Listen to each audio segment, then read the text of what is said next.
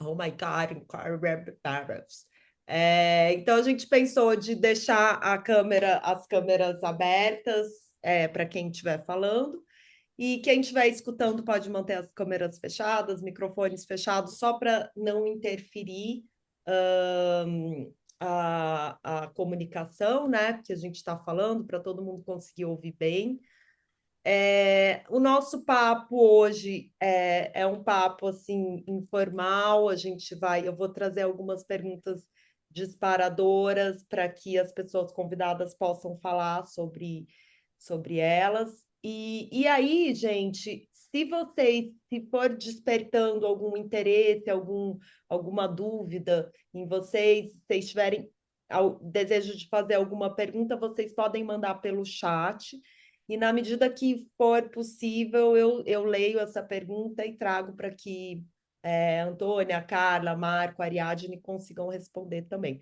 Boa noite, Aline. Eu acabei de falar que a gente vai fazer uma dinâmica de deixar as câmeras abertas só as pessoas que estão falando, tá bom?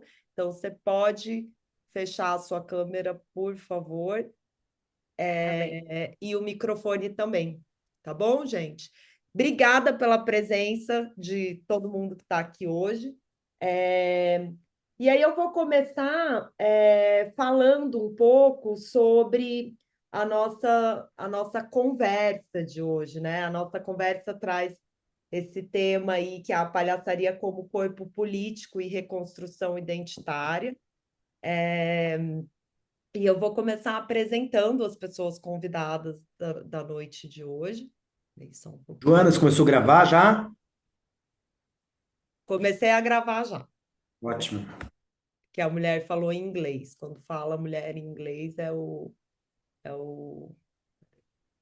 E aí, gente, quem está chegando agora, pessoal, pode manter as câmeras e os microfones fechados, tá bom? Aí a gente vai deixar as câmeras das pessoas convidadas que vão falar hoje abertas. Eu já estou prevendo que eu vou falar várias vezes dessa informação, tá bom? Então, Oi, socorro, boa noite. É, eu vou mandar depois essa, essa informação no chat também, tá bom? Então, gente, eu vou começar apresentando aqui as nossas convidadas, o nosso convidado. Peraí, só um pouquinho, deixa eu pegar minha cola aqui, porque eu não decorei tudo. Pessoal, quem puder manter o microfone desligado, eu agradeço, tá bom? Para melhorar aqui o som. Então, gente, vou começar aqui. Peraí, só um pouquinho. Ok, ok. Tá entrando bastante gente ainda, gente. Vamos lá. Então, eu vou começar por ordem alfabética, começando aqui pela apresentação de Antônia Vilarinho. Antônia Vilarinho é uma mulher negra, professora, doutora e mestra pela Universidade de Santa Catarina, mãe atípica, neuroadversa, palhaça, capoeirista, artista, professora, artista pesquisadora durante 3 anos. Foi diretora residente do Centro Coreográfico do Rio de Janeiro, orientando a pesquisa Palhaçaria de Terreiro e Corpo Mandiga, com direção de espetáculo. Faz parte do corpo docente do Instituto Eslipa, Escola de Palhaços do Rio de Janeiro, e SP Escola de Teatro em São Paulo. É artista há mais de 30 anos, iniciando em Brasília, Distrito Federal. Iniciou na palhaçaria em 1999, durante o 8º Retiro O Clown e o Sentido Cômico do Corpo, no Grupo Lume, Unicamp, São Paulo, com Ricardo Pussetti e Carlos Simeone. Tem formação em palhaçaria para hospitais, no Institut, vou falar errado, Antônia, mas vou tentar. Institut Le Rire Medicine, Paris, França. Estudou na Escola de Circo Piccolino, em Salvador. Bem-vinda, Antônia! Axé! Eba! Muito bem. Vou seguir aqui para a apresentação da Ariadne. Ariadne Antico, eu estou com a pronúncia certa, Ariadne? É isso mesmo. Olha, Uhum.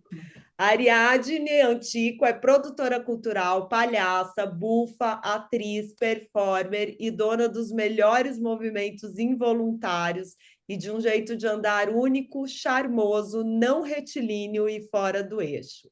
Integrante da companhia Casa das Lagartixas, atualmente apresenta Muros e Grades são invenções humanas, o espetáculo Birita Procura-se, a performance Cuidado Frágil, faz parte do cabaré Sétima Noite do Rivotril e da intervenção Karaokê.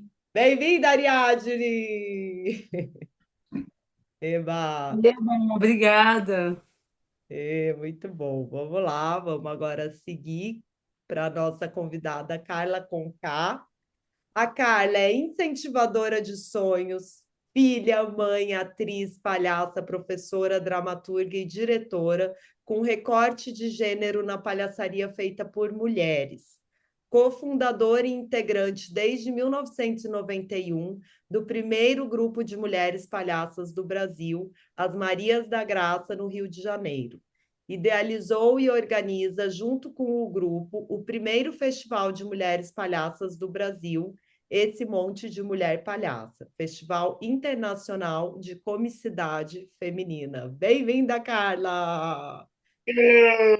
Eba! Tô meio Silvio Santos, né, gente? É que eu tô bem feliz com as pessoas convidadas aqui. E, por último, mas não menos importante, Marco Guerra, que é um artógrafo, isto é, um artista, pesquisador, professor.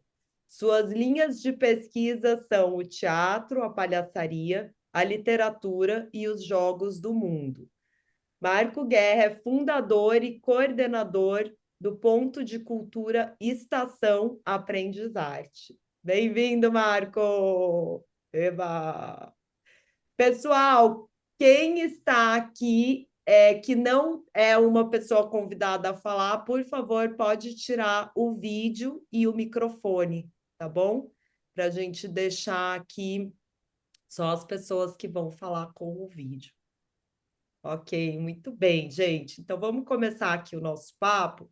Eu separei aqui uma primeira pergunta que vocês podem se sentir super à vontade para responder na ordem que vocês quiserem, tá?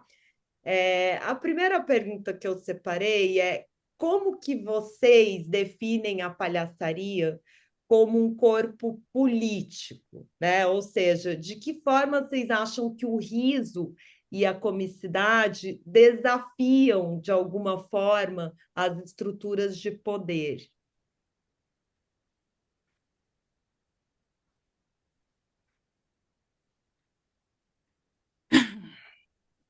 Bom, primeiramente, hoje é uma segunda-feira, então eu vou pedir aqui uma licença para Exu, porque é o dia da comunicação, né? É o dia é o dia da comunicação, é o dia da troca, é o dia do mercado, é o dia da feira. E como eu sou filha dele, eu vou começar falando. É, eu vejo assim, né, diante de tantas desigualdades, né, de tantas, até o racismo, Pouco, falando aqui no meu lugar daqui a de mulher pouquinho. negra, Bom, isso para mim já é evidente que um corpo, uma palhaça negra é um corpo político. Então, e um corpo que está dentro também que vem com as suas subjetividades, né? E que um corpo que é olhado, né, na vida de uma maneira subestimada, é, desconfiada, enfim, muitos olhares que dificilmente poderia se pensar, né, como que, diante desses olhares, se tornar isso o riso, né? Tornar isso numa graça, né? Num corpo que ri, né? Mas eu diria que a alegria é um fundamento ancestral. Então, diante disso, eu acredito que já está dentro, né, o que, da tua pergunta, o meu pensamento, o que eu sinto em relação a, né, pensar um corpo negro já é político. E outra questão também, que eu acho que é bem, para mim, importante, é que também um corpo de uma mulher mais velha, uma mulher de 63 anos, palhaça, negra, já é muito, já é não, é um, né?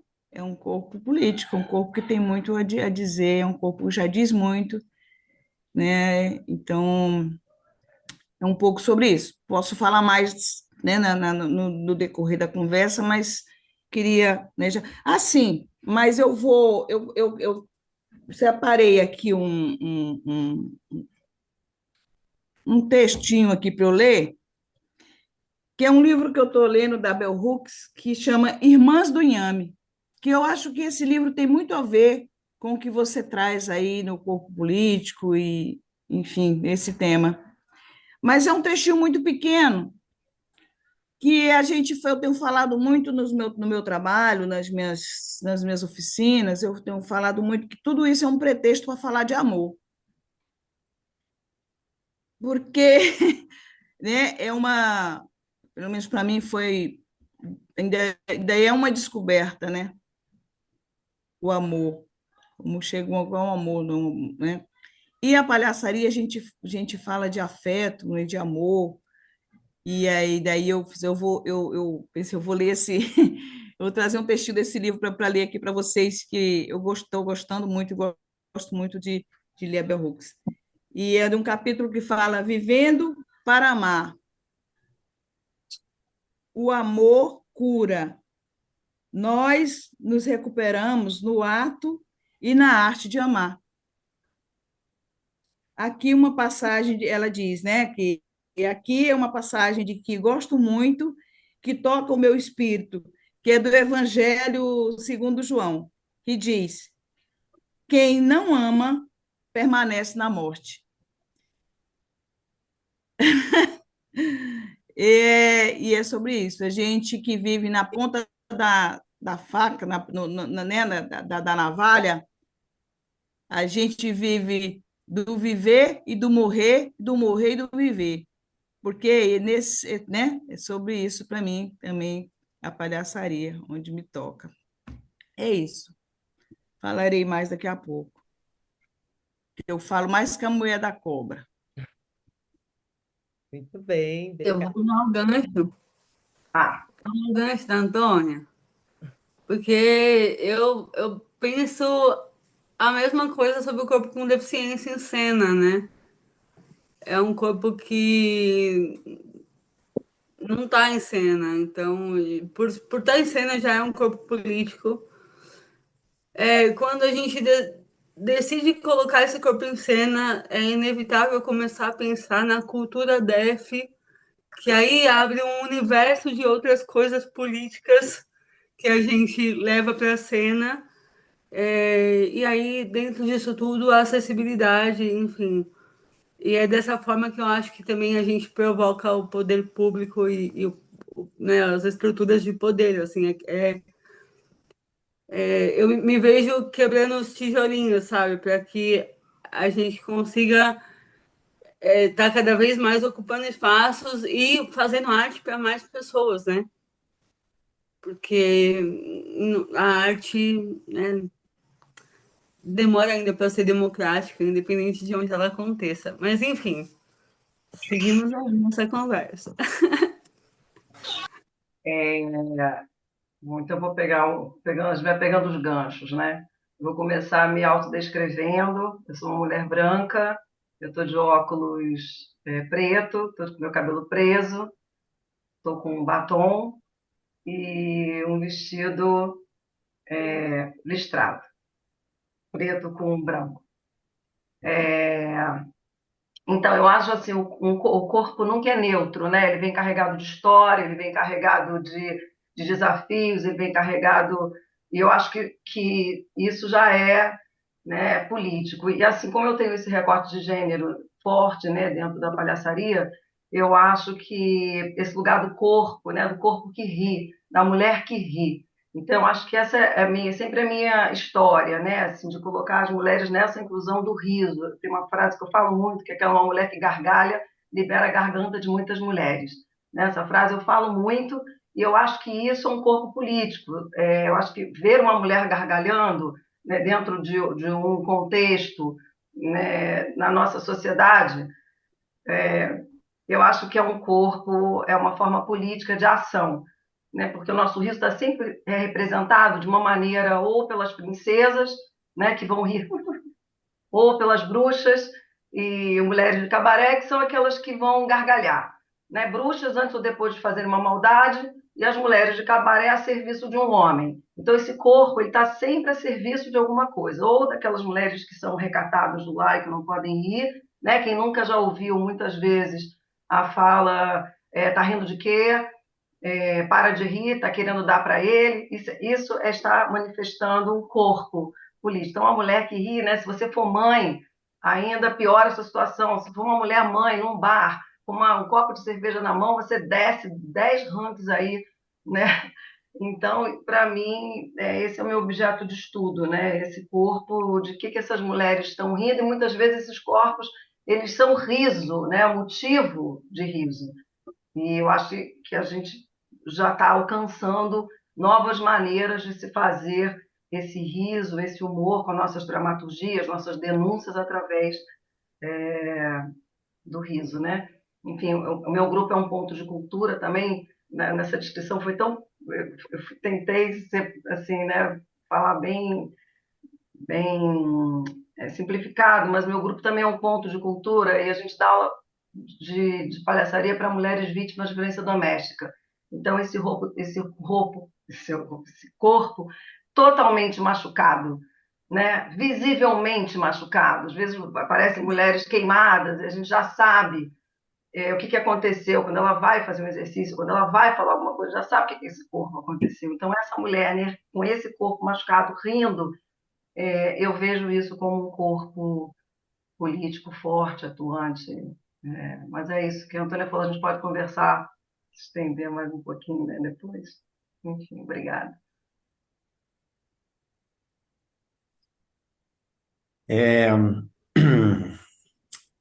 Queria agradecer, né, mais uma vez.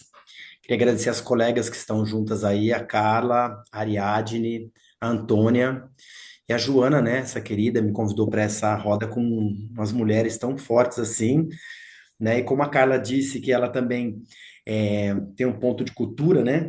Então eu queria falar sobre o corpo político a partir do meu lugar de fala, que é como educador, né? Educador há 25 anos em áreas de vulnerabilidade com adolescentes e crianças. Então eu vou trazer um estudo de caso rapidamente para poder, porque eu pensei muito a questão do corpo político e a questão desse corpo político como enfrentamento, mas também como resguardo, né? Como cuidar, né? Então eu vou trazer um estudo de caso que aconteceu num trabalho meu na antiga FEBEM, atual Fundação Casa, né? Na época chamava-se FEBEM, né? Então tinha uma diferença que as FEBEMs elas eram complexos grandes, com cada unidade chegava a ter 150 adolescentes, né? E num complexo chegava a ter até 30 unidades com 150 adolescentes cada. Então, o que é hoje a escola, como chama, não é Casa de Cultura, como é que chama lá no Complexo do Belém? A Fábrica de Cultura do Belém, ali hoje, ali era o maior complexo da América Latina, né? Foi fundado em 1904, que era o Complexo do Tatuapé. E em 2005 eu trabalhei com esses adolescentes, 2005, 2006. E aí eu observei algumas coisas, né, que depois eu fui trazendo na minha dissertação de mestrado, que chama-se Por uma Pedagogia do Palhaço. Riso, corpo jogador, transgressão e inversão. Então, trabalhando com essas 4 técnicas de palhaço, e eu observei muito a questão de utilizar com esses adolescentes o corpo jogador. E aí eu trago a ideia o seguinte: todos os adolescentes da Fundação Casa, eles têm que passar, em primeiro lugar, por um lugar chamado de uma triagem, né? Internação inicial. E lá todos têm que ficar sentados durante as horas que eles ficarem. O máximo que pode ficar por lei é 48 horas, mas eu conheci casos de adolescentes que ficaram 6 meses. E sempre agachados, segurando os 2 joelhos, com a cabeça entre os joelhos, ou levantando a cabeça para ver a TV, mas não podendo fazer nada, nenhuma outra coisa. E toda vez que esses adolescentes levantavam para ir ao banheiro, tinha que primeiro levantar a mão, aí vinha um daqueles seguranças e falava, ele queria o banheiro. Então ele tinha que levantar e falar, ele tinha que colocar as 2 mãos para trás, abaixar a cabeça o máximo, tipo um corcunda, ele andava meio que nem corcunda e falava, com licença, senhor. Aí se tivesse outra pessoa do lado, com licença, senhor. Se ele passasse num grupo e tivesse 3 pessoas, ele tinha que falar, com licença, senhor, com licença, senhor e com licença, senhor. Não podia nunca falar, com licença, senhores ou com licença, senhoras. Senão os caras todos com um cabo de enxada e dava nos meninos, né? Isso eu observei porque eu cheguei aí nesses lugares também para fazer contação de histórias. E aí o que acontece? Esses meninos ficavam tanto tempo fazendo esse negócio de colocar a mão para trás e ficar corcunda e falar com licença, senhor, com licença, senhoras, que nas internações dentro das unidades, todos os adolescentes andavam desse jeito, sempre com as mãos para trás e corcunda e levantava só o olho para poder falar com as pessoas. E aí, eu observando esses adolescentes sempre desse jeito, comecei a perceber nas outros lugares que eu trabalhava, que era na quebrada, que era o lugar onde as pessoas estavam, entre aspas, livres, eu observava adolescentes andando daquele jeito. Mas não era só eu que observava, a polícia também observava. Então, quando a polícia parava com o carro, eles faziam assim e já falavam, ô senhor, senhor, a polícia já falava, meu, onde você passou? E aí entra uma outra questão, que por lei, quando o adolescente é solto da Fundação Casa, a sua ficha tem que ser limpa, porque ele é menor de idade. Ele tem que ter a ficha limpa. Então, se puxar a capivara do adolescente, ele não deve nada. Só que o corpo dele que demonstra de onde ele veio, e aí ele tinha que falar por onde ele passou. E aí os polícias já colocavam ele no carro para ir, enfim, para poder achacar o menino, para ele falar nome de bandido e coisas desse tipo. E aí eu fiz um projeto com eles que era exatamente essa ideia de poder quebrar, dentro da ideia de corpo jogador, que é a minha pesquisa, quebrar esse corpo deles. E eu explicava para eles que esse tipo de corpo era isca de polícia. Esse tipo de corpo ia só atrapalhar a vida deles. E fizemos um trabalho com a palhaçaria, né? Durante 2 anos, até culminou num livro, acho que a Joana deve ter na Casa 11 esse livro aí, se não vendeu tudo, que eu espero ter vendido, que é essa discussão desse trabalho com a palhaçaria para poder quebrar esse corpo estereotipado que fizeram neles para poder sempre identificá-los. Então a minha ideia é essa, eles vão sempre identificar vocês. Então vocês têm que catar e desmanchar esse corpo e construir um corpo novo. E aí entrou a ideia da palhaçaria como construção de um corpo político, não de enfrentamento, mas de resguardo da própria saúde e da segurança desses jovens, né? Desses adolescentes e jovens. Então, essa é a minha contribuição primeira aí para a gente tocar esse assunto em frente. Obrigada. Nossa, quantos mundos, quantos universos, dá vontade de mergulhar em todos, né? E o Marco puxou justamente a pauta que eu ia trazer, a pauta próxima, né? Que seria o que eu iria falar para vocês, se vocês podem compartilhar brevemente como que a trajetória artística e pessoal de vocês se entrelaça com justamente isso que a gente começou falando, né? Com essa ideia desse corpo político, né? Então, acho que o Marco trouxe um pouco desse trabalho que ele realizou, como que ele vê isso que a gente está debatendo aqui. Então, se vocês sentirem vontade de compartilhar essa trajetória artística e pessoal entrelaçada com esse corpo político, né, que a gente pode pensar da palhaçaria.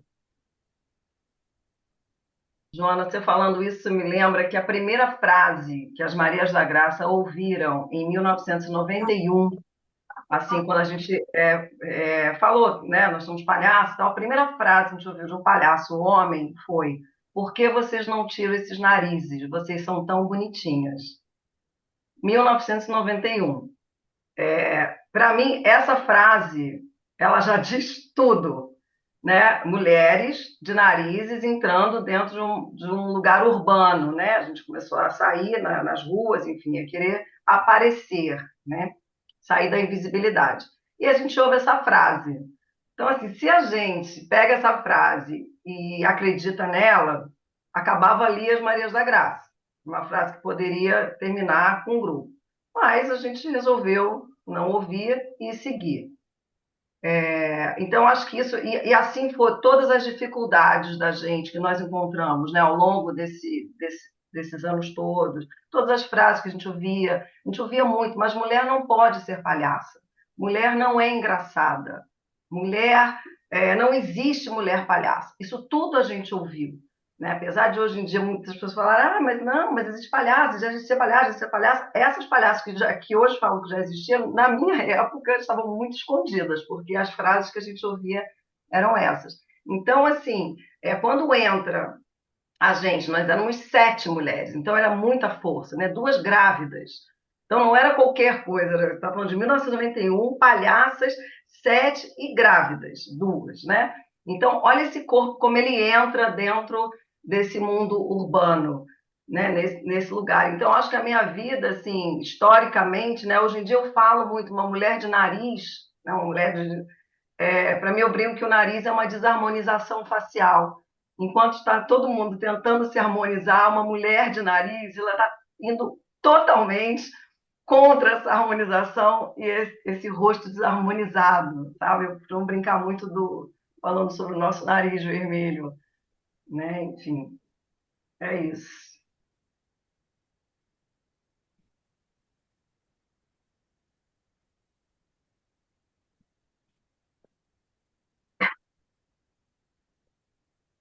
Bom, vou lá então.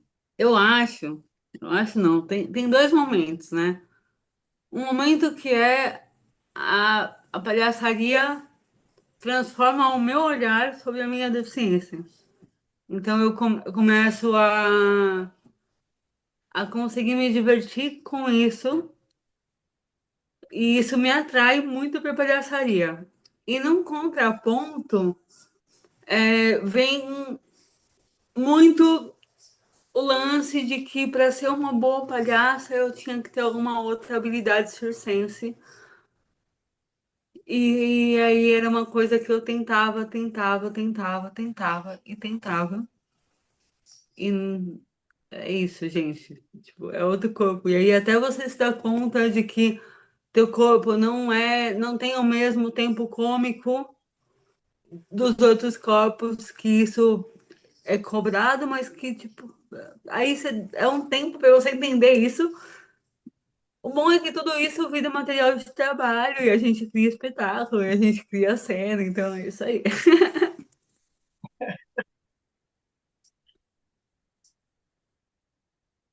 Eu vou pegar aqui depois de Ariadne, porque é, para mim, assim, não é um corpo, né? Mas foi a cabeça, né? Só a cabeça, tipo assim, é lerda, não entende nada, porque você entende tudo ao contrário, né? E até hoje eu faço isso, né? Eu levo um tempo para entender a maneira certa. E sempre entendendo isso como um defeito meu, né? Porque, tipo, eu fui parar na psiquiatria, porque realmente eu achava que eu era toda errada mesmo, né? E ainda tem a questão de você ainda se entender como mulher negra, né? Porque vai acontecendo muitas mudanças no sentido de você começar a entender, agora eu percebi por que eu não entrei naquele lugar, por que olharam para mim desse, por que eu me senti tão exposta naquele momento que eu estava ali na frente e começava a chorar tanto e nem sabia por que eu estava passando por aquilo tudo. Então, isso, durante todo o meu processo na minha vida na palhaçaria, foram muitos anos, né, passando por esses atravessamentos que foram muito difíceis para mim, como lidar com isso, né? Uma coisa que para mim assim, é muito forte é que isso tudo me transformou me transformou tanto, porque eu criei uma força, né, que eu criei, eu descobri isso como força, né? Porque o meu nome, né, que veio, que Fronha, né, sempre me enfraqueceu. Quando eu conheci o nome, era uma potência, mas me enfraqueceu depois. Porque eu me vi, eu nunca fui aquela lerda e aquela esquecida. Eu sou liderança, eu sou mulher fodástica, entende? Então, isso foi me transformando ao ponto de eu dizer assim, claro que eu botei o Lafayette, porque é fodástica e diva, né?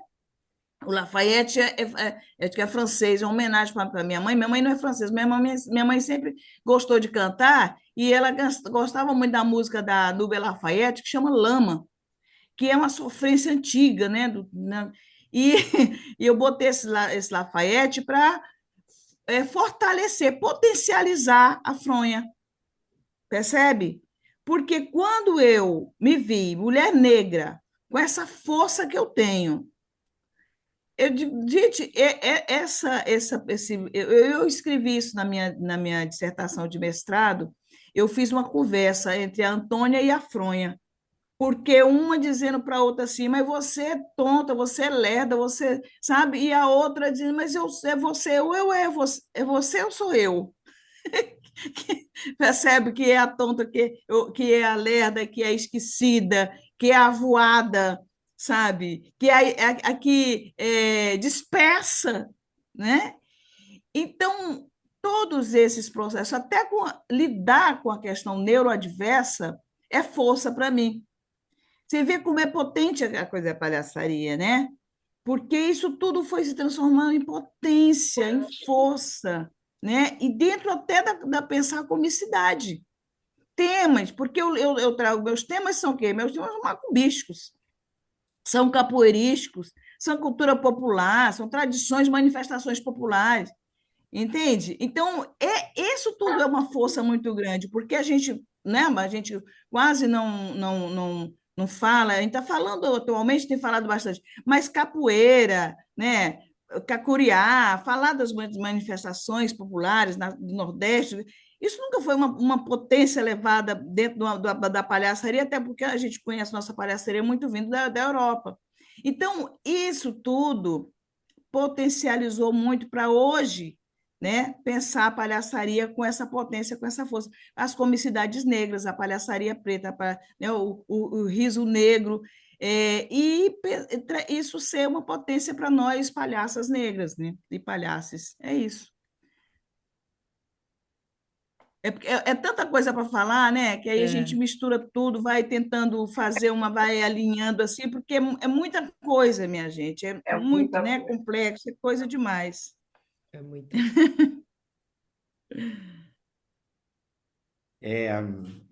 Acho que eu queria falar um pouco a respeito dessa questão que a Joana falou, né, da formação, né, do que faz a gente ser o que a gente é, né, e o que a gente pretende ser ainda, né? Então, nesse sentido, e da palhaçaria e do teatro, eu acredito que o teatro e a palhaçaria que me salvaram, né? Porque eu sou da periferia de Mogi das Cruzes, né?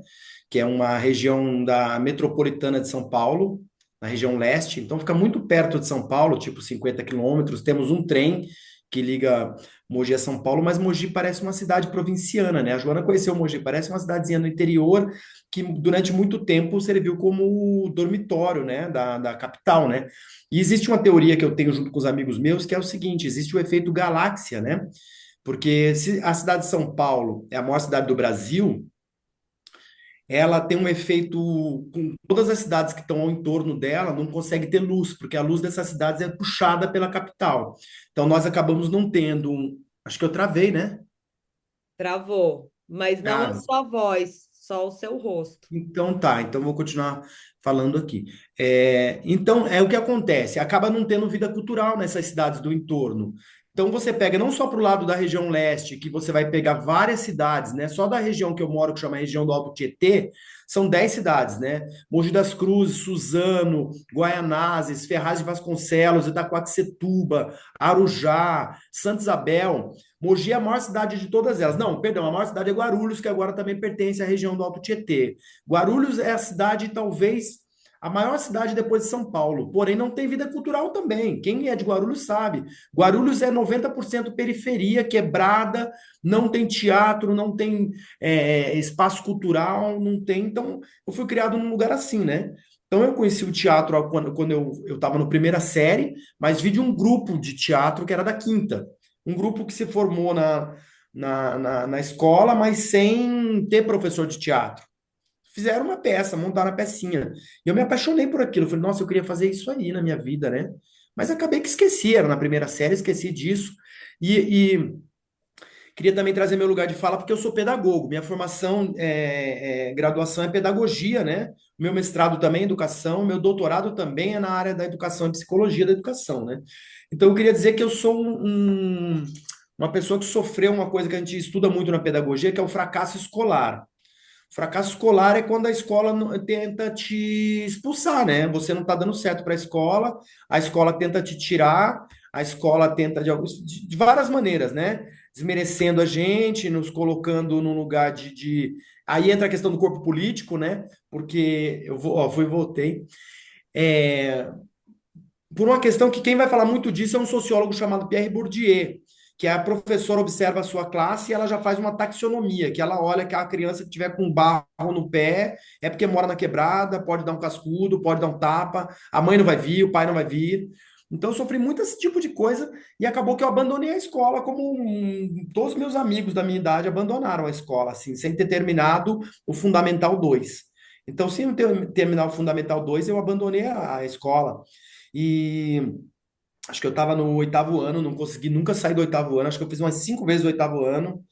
E na minha época, Mogi ainda não existia, né? Foi em 87, não existia isso ainda, que era a questão do grafite. E eu tinha vontade de ser grafiteiro, mas não sabia o que era o grafite. Então eu virei pichador. Mas era pichador com ideias de grafite, né? De fazer desenhos e poesias nos muros. E isso fez eu ter um problema sério com a polícia e eu tive que fugir da cidade de Mogi, né? Imagina, em 87 a polícia ainda era totalmente ainda ligada aos resquícios da ditadura, né? Então aquela polícia violentíssima, né? E eu fui pego uma vez e me bateram, me torturaram, né? Durante várias horas. Eu tive que fugir da minha cidade e fui embora para Rondônia, isso em 87, né? Virei garimpeiro num estado que eu nem conheço, não conhecia, e passei em Rondônia, e lá eu conheci uns palhaços peruanos que faziam trabalho de rua, e me apaixonei pelo trabalho deles, eles me ensinaram alguns truques deles, e eu vi novos grupos de teatro bolivianos que passavam pela cidade, e aí eu fui conhecer o mundo, na verdade, não foi na capital, né? Não foi em São Paulo, foi num estado que na época tinha acabado de virar estado, porque era território até então, né? Enfim, então isso foi me construindo e eu casei cedo, fui pai cedo, sem ter terminado o ensino médio, sem ter terminado as coisas. E nessa de tentar educar minhas filhas e criar minhas filhas e tentar sair da corrida dos ratos, de estar sempre em trabalhos, empregos de vendedor de calçado, vendedor de roupa e não poder perder o emprego, porque senão você não tem como pagar suas contas. E aí entra o que a Antônia falou, eu busquei o que eu tinha, né? Eu tinha no meu corpo a capoeira que eu aprendi no campinho, perto de casa, jogava capoeira, e aquele pouco de palhaçaria, e aquele pouco de teatro amador que fiz com os grupos de teatro. Eu me levantei a cabeça e falei, eu vou a São Paulo e vou pleitear o meu atestado de capacitação profissional, né? Sem fazer curso, eu vou tentar a banca. E eu fiz a banca no ano de 96, uma banca difícil pra caramba para tirar DRT de ator. Mas eu passei. Então, mesmo sem ter terminado o ensino médio, eu era um professor de teatro, porque essa é a prerrogativa do DRT, né? Você pode ser ator de teatro, de televisão, de cinema, mas também pode ser professor de teatro. E arrumei um trabalho de educador de crianças e adolescentes, na cidade de São Paulo, inclusive, só que em Itaquera, né? Uma área de vulnerabilidade também. E ali começou esse meu amor pela arte e educação.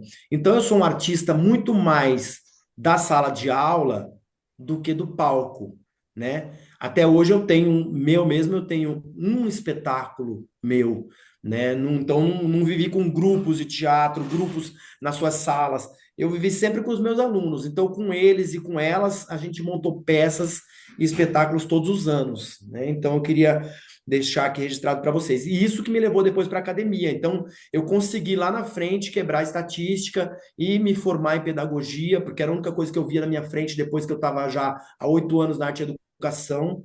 Fui para pedagogia, consegui entrar na Universidade de São Paulo, que também foi uma luta, né? Então, é, atualmente eu estou lá na Faculdade de Educação como pesquisador, né? Sou artógrafo lá na Faculdade de Educação. Tenho o núcleo atual de Pedagogia do Palhaço lá. Então, isso tudo para mim é uma coisa assim muito rica, importante e que eu tive essa vontade de poder compartilhar agora com vocês todas, essas mulheres lindas que estão aqui comigo nessa roda. Nossa, muito bom, gente. Quanta coisa.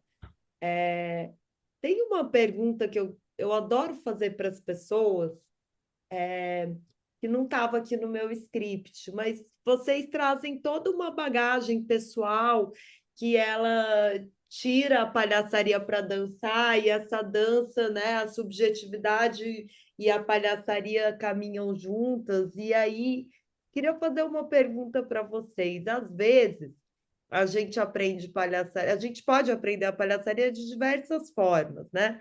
Mas às vezes a gente aprende palhaçaria no não óbvio, né? Então eu queria saber de vocês se vocês têm alguma referência de algum filme, algum livro, algum autor, algum espetáculo que não necessariamente seja de palhaçaria, mas que pode ser de palhaçaria também, mas que tenha te aberto a cabeça assim, e falado: uau, algumas fichas caíram aqui, seja da comicidade, do riso, do. Por exemplo, para mim, um grande professor de palhaçaria que eu tive é o Manuel de Barros. Assim, eu acho que ele é um poeta palhaço, eu acho que ele brinca com as palavras, assim, né? Então, o que vem na cabeça de vocês? Assim, tem alguma referência que vocês gostariam de compartilhar, que seja de palhaçaria ou que não seja, mas que vocês acham que dialoga com essa arte? Gente, eu consumo muito desenho animado. Eu acho que ali tem muita coisa de palhaçaria. E umas coisas tipo MacGyver, sabe? Que é isso, assim. Eu acho que tem muita coisa que dá para extrair desses lugares, assim. Eu gosto bastante.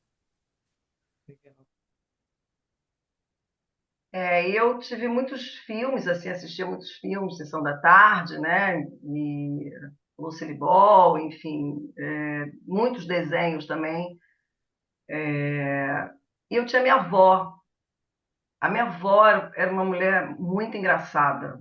Assim, eu tive essa grande mulher na minha vida, assim, que foi uma inspiração para mim, as coisas, a forma dela ver o mundo, as coisas que ela fazia, enfim. Então ela, me lembrei dela agora, foi legal. Eu acho que a minha avó foi uma pessoa bem importante na minha vida.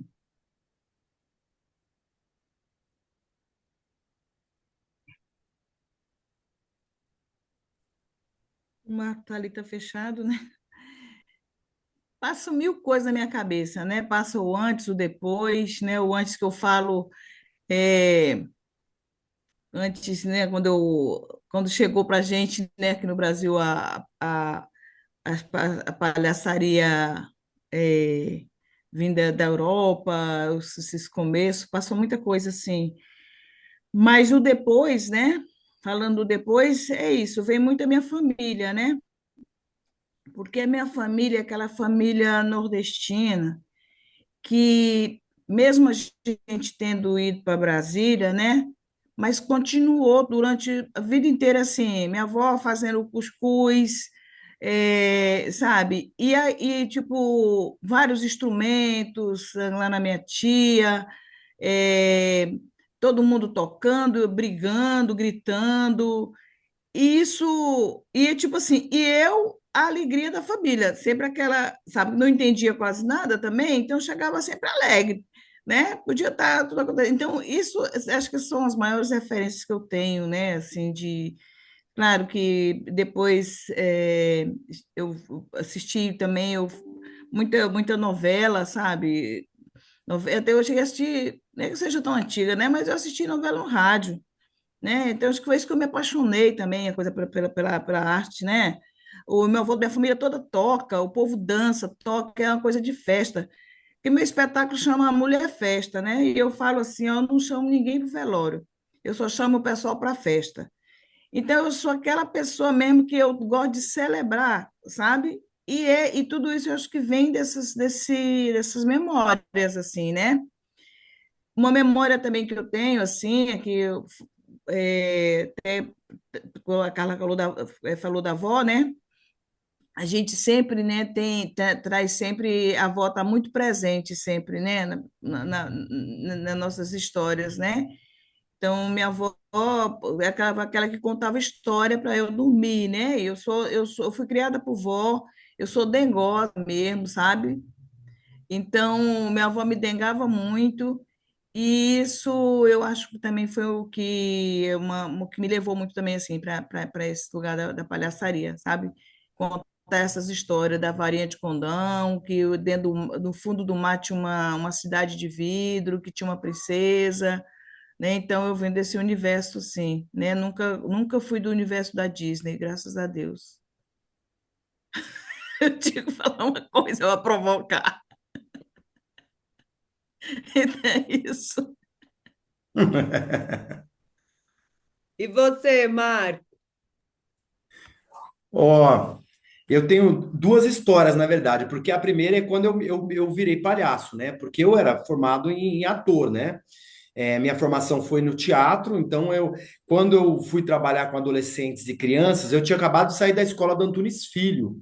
Então eu passei um ano com Antunes, então meu trabalho de teatro era aquele teatro cabeçudo, teatro, não era um teatrão, teatro bem baseado em física quântica, misticismo oriental.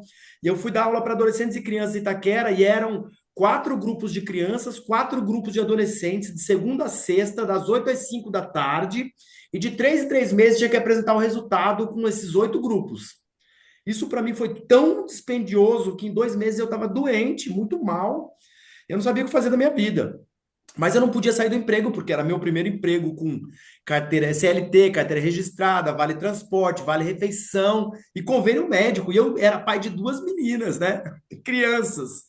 Então, eu voltando naquele trem lotado na época, no ano 2000, isso, o trem vinha lotado, que eu só conseguia pôr uma mão e um pé dentro do trem, o corpo ficava pendurado, que eram chamados pingentes. E eu tive uma ideia, eu falei, caramba, meu, eu passei um ano no Antunes, eu preciso, se eu construísse uma personagem para mim, se eu fizesse uma personagem e não gastasse a minha própria personalidade, eu vou pensar nisso. E comecei a pensar nisso. E pensei em tudo o que seria interessante, que fosse duradouro e que as crianças e adolescentes não soubessem. E aí eu peguei, e ó, eu nunca tinha estudado nada de palhaçaria, e nem tinha material em 2000 ainda em São Paulo, material. Tinha o pessoal do Lume que estava pesquisando lá em Campinas, mas não tinha nada escrito ainda. Eu falei, o que eu gosto? Eu gosto de sinestesia, de pegar a criançada e girar, não sei o quê. E aí eu me baseei no que eu gostava, que eram os Três Patetas. Só que não qualquer um dos Três Patetas, o que batia, que era o Mou. O Mou, um pouco de Chapolin colorado, comprei um martelão para dar umas marteladas de plástico. E aí eu queria um outro personagem que fosse careteiro, muita careta. E eu era apaixonado pelo Jerry Lewis. As novas gerações não conhecem o Jerry Lewis, mas conhecem o Jim Carrey.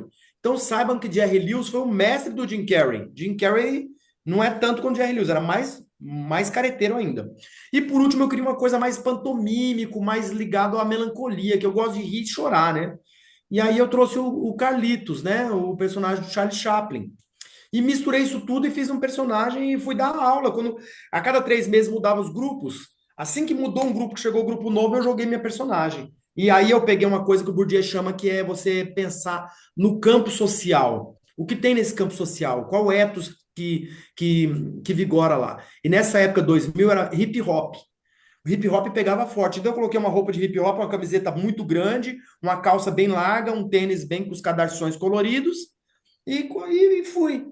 Mas para mim era personagem de teatro. Só que as crianças e adolescentes falavam o tempo todo que eu era um palhaço. E eu tinha um caderninho desses aqui. E eu anotava. Eu ainda não era acadêmico, não tinha terminado o ensino médio, mas eu fazia anotações de campo. E nas anotações durante um mês, eu me salvei minha vida. Eu já não me estressava, eu estava super leve, eu estava bem, mas eu queria saber o que estava acontecendo. Aí eu fui ver meu caderninho, tinha 40 vezes a palavra palhaço e palhacinho durante um mês. Aí eu falei, poxa, o que que eles estão vendo que eu não vejo de palhaço? Eu não sei nem, nunca fiz palhaço na minha vida. E aí eu retomei a bibliografia do Antunes Filho, tinha um livro chamado, do Carl Gustav Jung, Os Arquétipos e o Inconsciente Coletivo.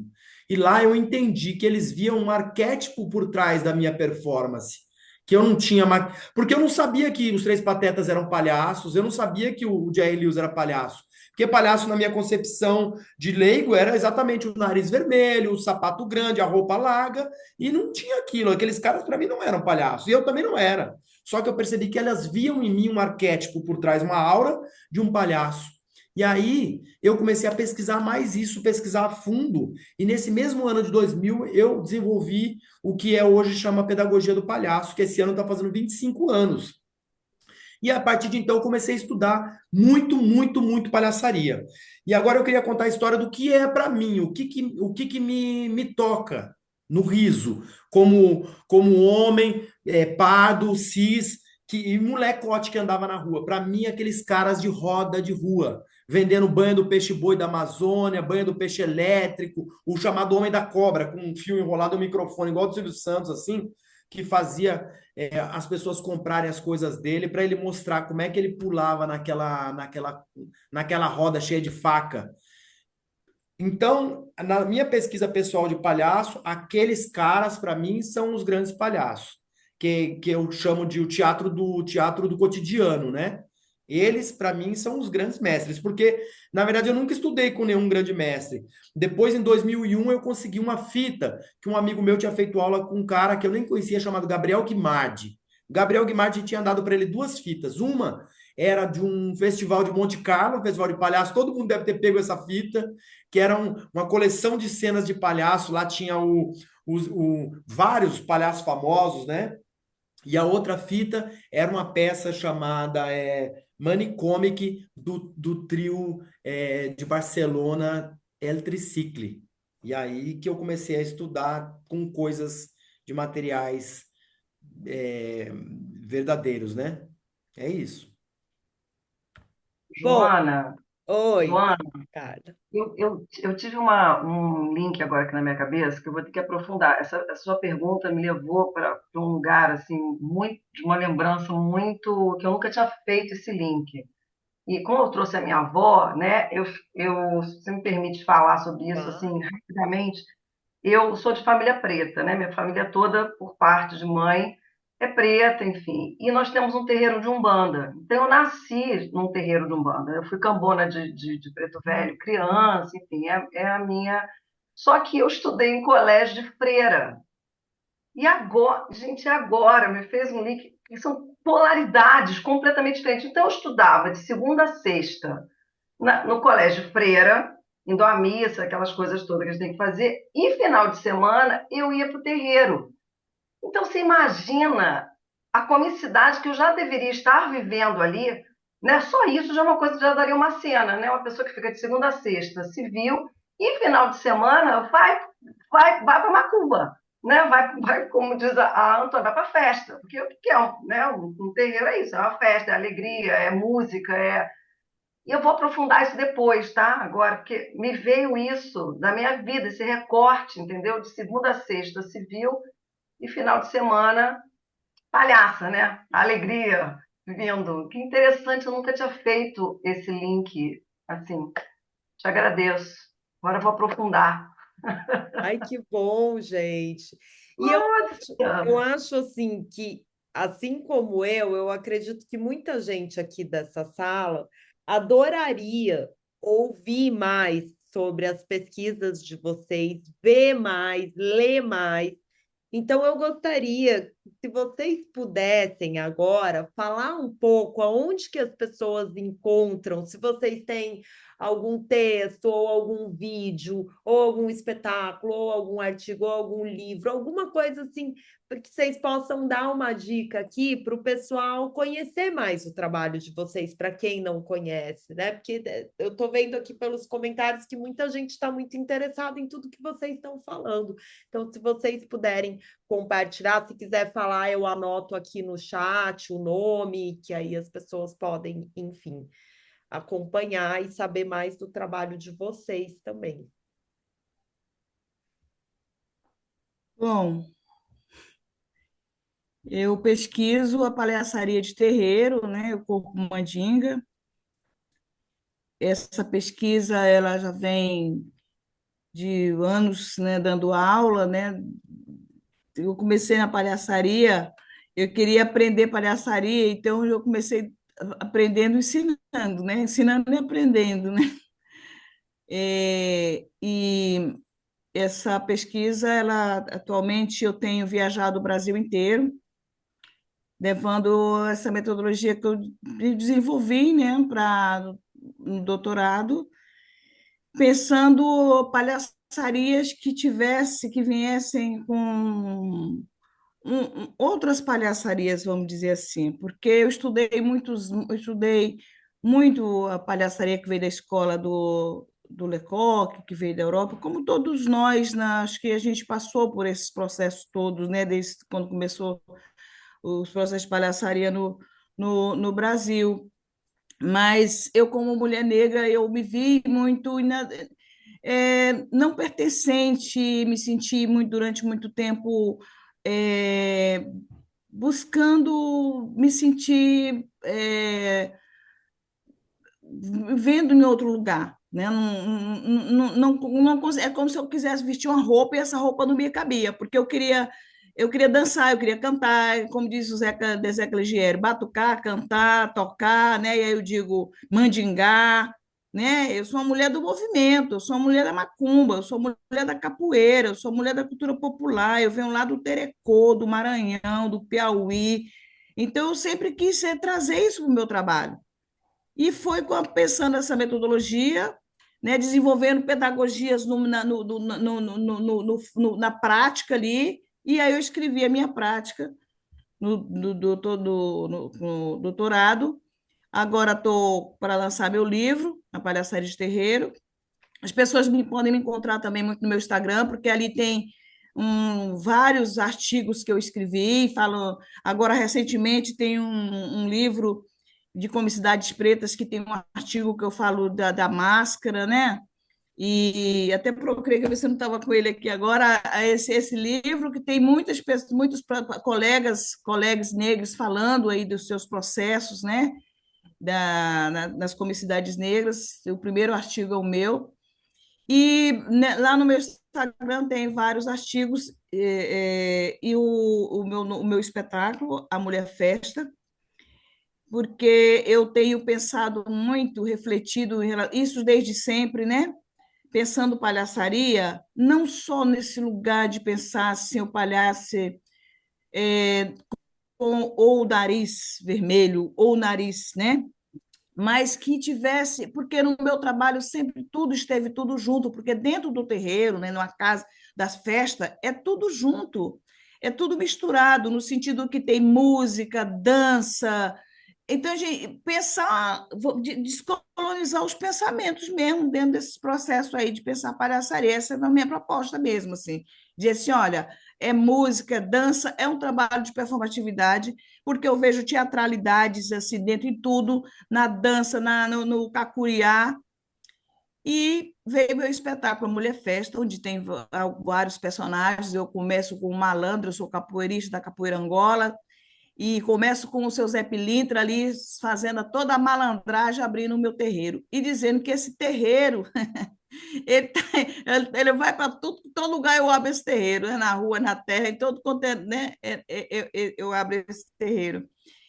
E da Mulher Festa, né? Esse espetáculo tem nessa a palhaça conversa com a moça, com a velha, que são essas figuras né, que eu vejo as teatralidades dentro das religiões de matriz africana e também com a capoeira Angola. Enfim, @palhacafronha. Pode me perguntar mais coisas se quiserem conversar também comigo sobre palhaçaria, palhaçaria preta, enfim, a gente estou sempre aberta para isso. É isso, minha gente. Legal, Antônia. Eu deixei, gente, o Instagram da Antônia aqui no chat, tá? Uhum. Bom, no Instagram, né, Casa da Palhaça, da Palhaca, né? Pode me encontrar lá. Às vezes eu faço, enfim, pego vídeos e aí falo, né, sobre a minha visão daquele vídeo em relação à palhaçaria, com a minha experiência dentro de sala de aula, né? Porque na minha cabeça teve uma hora que começou a não fazer sentido só trabalhar por mim mesma, para mim, entendeu? Então eu comecei a pensar o que eu posso fazer pelas mulheres com o mal que me fizeram, né? Com esse tempo todo de ter que lutar para existir, ter que lutar para dizer não, mas eu sou palhaça, não, sim, sim, mas eu sou palhaça, eu faço rir, eu sou engraçada.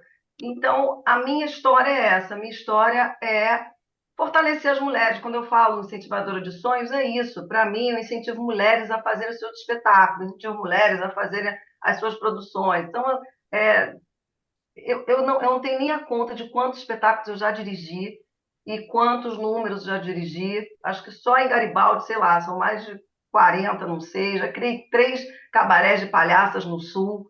Então, o meu lugar é esse, é fazer com que a mulher faça o que ela quiser da vida dela, a forma que a palhaça dela queira se identificar com o mundo, se identifique com o mundo. Os palhaços estão entrando aí agora também, né? Então, a coisa está crescendo, ela está ampla, né? Ela está diversa.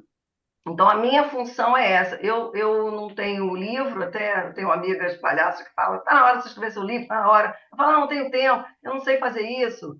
Então, eu brinco, eu não tenho livro, eu não tenho nada. As pessoas é que escrevem por mim. Então, tem muitos artigos, tem muito doutorado, tem muito mestrado que eu tô, tem muito livro que eu tô.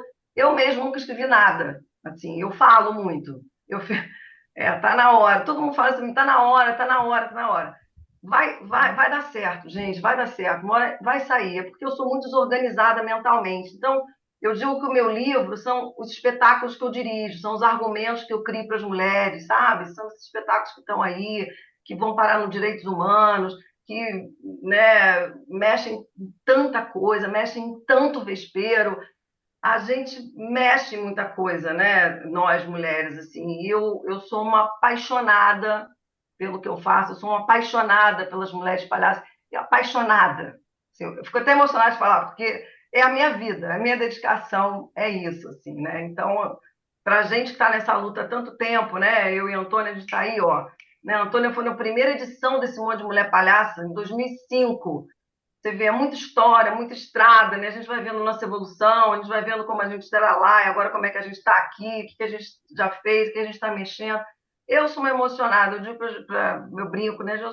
Passo para a história, eu estou viva, me aproveitem, né? Porque daqui a pouco a gente não está mais aqui, né? Então tem que deixar, vai sair o livro, sim. Mas enquanto não sai, vocês me acham nos mestrado, doutorado, no livro dos outros. Legal, Carla. Eu deixei Obrigada. o Instagram da Carla aqui também, tá, gente? Coloquei aqui no bate-papo. Também, não tenho livro, não tenho tese de doutorado, mas eu também estou em um monte de tese e um monte de livro por aí. Ai. Bom, a minha pesquisa é parte do meu próprio corpo, né? Enquanto pessoa com deficiência e onde encontrar comicidade nesse corpo. E aí eu também acredito muito no poder da convivência enquanto grande fator de transformação, assim. Então, eu só acredito que as coisas vão mudar a partir do momento que a gente começar a conviver. E aí, a partir disso, Eu também ministro oficinas, que eu chamo de O Diário do Ridículo, que na verdade, eu provoco pessoas a pensar a acessibilidade e também a trazer coisas do cotidiano, enfim, para esse estudo do corpo. Bom, vocês me encontram, assim, essa luta anticapacitista está aqui o tempo todo, então é isso que vocês vão encontrar muito nas minhas redes sociais.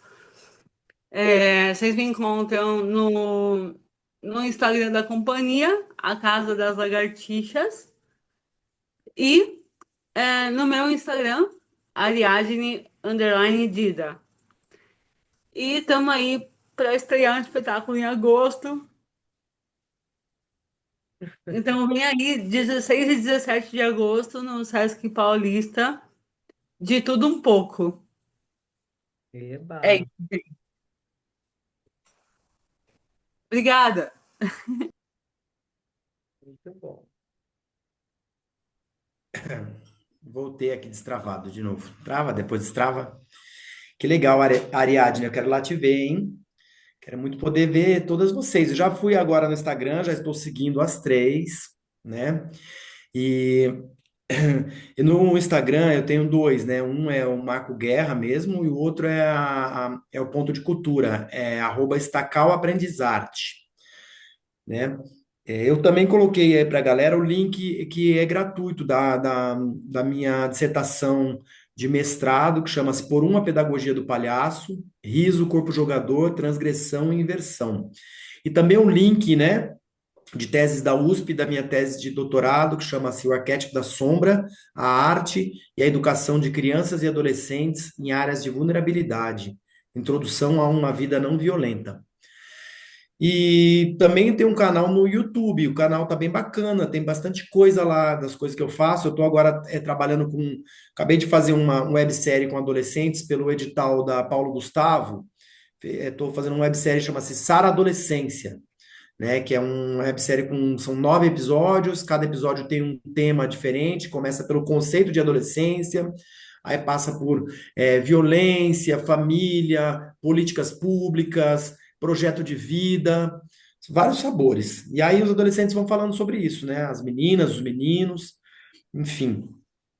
E para além disso, também eu tenho um espetáculo para estrear esse ano, que é um espetáculo de circo para bebês, né? Eu também pesquiso nessa linha, né, para bebês, como pedagogo, né? Eu ia fazer, né, o ator, mas o palhaço, mas não vou poder porque eu tive um problema, né? Eu machuquei meu joelho, tive uma cirurgia, então vou fazer uma audição agora para contratar uma pessoa para fazer no meu lugar.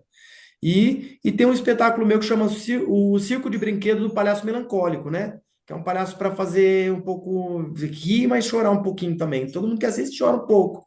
Então, e também não estou agora em cartaz com esse espetáculo, porque o meu joelho não está legal, mas já está para voltar. Então, em janeiro, eu vou estar voltando com esse espetáculo. Quem tiver interesse em assistir, ele está no meu canal, mas ele está não listado, porque como ele é para venda, então eu não deixo ele lá. Mas se alguém quiser, eu mando o link. Se alguém tiver interesse em assistir o Circo de Brinquedo do Palhaço Melancólico, me pede o link que eu mando para assistir. Tá bom? Então é isso.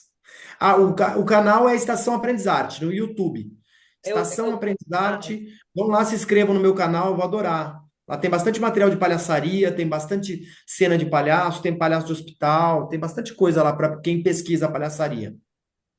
Muito bom, gente. A gente tem um canal também, gente, As Maria da Graça. Eu não sei o nome, mas deve ser As Maria da Graça. O nome é no YouTube. Ah, eu sempre esqueço dessas coisas, mas a gente tem também. Mas deve ser As Maria da Graça. Eu não sei, gente, mas deve ser, né? Coloquei. Porque eu, enfim. Eu sou muito ruim nisso. Samanta vai me matar, gente. Vou olhar agora, Carla. Vou olhar, já te falo. Se tá lá no Acho YouTube. que Marco, não sei, Samanta vai. Olha e coloca aqui, Marco. Gente, bom, eu quero, em nome da Casa 11, agradecer muito vocês, né? Dizer que esses encontros enriquecem muito a gente, as pessoas que gostam de palhaçaria, né? A Casa 11 também está no Instagram, vou deixar aqui, Casa 11, a gente é uma escola de formação em palhaçaria há 11 anos aqui na cidade de São Paulo. Temos também um canal de YouTube, porque todas as conversas que a gente tem, se todo mundo que é convidado e convidada topa deixar gravado, a gente deixa gravado lá no nosso YouTube. Então, também lá tem muitas conversas que a gente já teve com muitas pessoas. Eu queria aproveitar para lembrar vocês que a gente vai ter mais 2 lives, sempre às segundas-feiras, às 8h30, tá? Então, quem se inscreveu para essa live vai receber link das próximas lives também. Eu queria dizer que foi muito rico para mim. Eu estou em estado de pesquisa, estou terminando o meu doutorado, e o meu doutorado mescla a psicanálise, a psicologia com a palhaçaria, e vocês falaram coisas riquíssimas hoje sobre esse processo, como que as nossas subjetividades se derramam para as nossas figuras palhaças, né? Então, quero agradecer demais. A comemoração dos 11 anos da Casa 11, ela continua. Então, a gente vai ter, além das lives, aulas, a gente vai ter bate-papo, a gente vai ter uma festa, que quem estiver em São Paulo tem que vir. A gente vai... É uma grande pista de dança, com músicas dançantes e performances cômicas das nossas professoras e professores da Casa 11. Vai ser no dia 3 de julho, aqui na Vila Leopoldina, em São Paulo. Então, minha gente, obrigada pela companhia de vocês, obrigada por a gente estar nessa troca de aprendizagens. E depois, Carla, Antônio, Antônia, Marco, Ariadne, se vocês quiserem me mandar também coisas para passar para o pessoal do grupo que se inscreveu, eu passo também. Se vocês quiserem mandar link, eu passo por lá também. Tá bom, gente? Muito, muito, muito grata por esse encontro de hoje com vocês, tá bom? A gente se Obrigada, vê Joana. em Obrigada breve. pelo convite. Obrigada. Obrigada às pessoas que participaram, né? Tá aqui com a gente. Muito obrigada. Obrigada, Antônia. Obrigada, Marco. Obrigada, Ariadne. Valeu Obrigado. demais. Eu achei o canal da Carla, coloquei aí no link Ah, aí. Maria da Ai, Graça. é É lindo ótimo. lá o canal. É muito bonito o canal lá no YouTube. nunca vou. Lá tem as cenas nossas, é bem interessante. Ai, que bom. Então, gente, ó, quem Agrade... não copiou, aproveita aí o último minuto para pegar os links, pegar as dicas que estão aqui no nosso chat, porque uma vez que eu desligar, o chat desaparece. Mas Então, lembrando que a gente pode enviar também lá no grupo as referências que vocês quiserem mandar, as referências outras também. Tá bom, gente? Tá Gente, se bom. vou vê em agradecer breve. também, sabe? Hã? Agradecer vocês, agradecer o pessoal que teve aí, né? E É. dizer uma coisa que ficou martelando aqui na minha cabeça, que a gente, assim, a gente fica, entra na academia, faz negócio de livro, livro, livro. Eu não gasto esse negócio de livro ficou na minha cabeça porque a mulher preta conseguir fazer um livro nessa vida é tipo assim, um negócio, meu Deus do céu, né? Revolucionário, é político pra caramba. Então, ainda não consegui, porque é justamente o trem assim. Mas na real mesmo, a gente é da conversa, do bate-papo, é do encontro, é da festa, do cara a cara, do olho no olho. A gente é disso, sabe? É sobre isso. Então, axé, né, minha gente? Que bom, gente, que bom. Boa noite para vocês. Obrigada a todas as pessoas que assistiram a gente. Um beijo grande e carinhoso. E obrigada a vocês. A gente se vê na próxima esquina da vida, tá bom, minha gente? Beijo para vocês. Beijo. Beijo, gente. Tchau, tchau.